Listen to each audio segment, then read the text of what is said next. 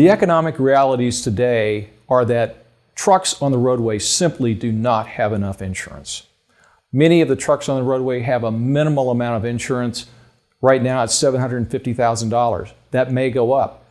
But even if there are $1 or $2 million in insurance on trucks, it's simply insufficient to cover all the claims in these truck crashes.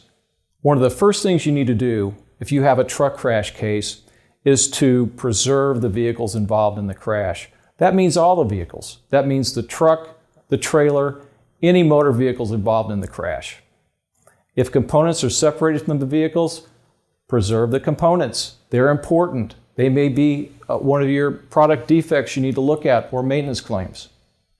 Lastly, do not settle with in-state defendants. If you have an in-state defendant, leave your options open so you have an option for state court versus federal court.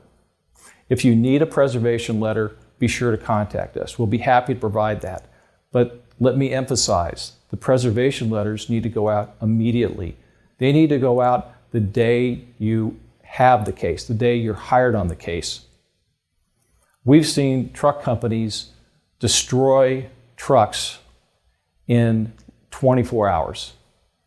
So truck companies will have an investigator on the case immediately. That's why preservation letters are critically important. We're going to be talking about two basic types of claims. Claims for injured motorists, but also we're going to be talking about claims for truck drivers. Truck drivers, believe it or not, do not have a lot of the safety features that we all have in our cars, and we're going to talk about those.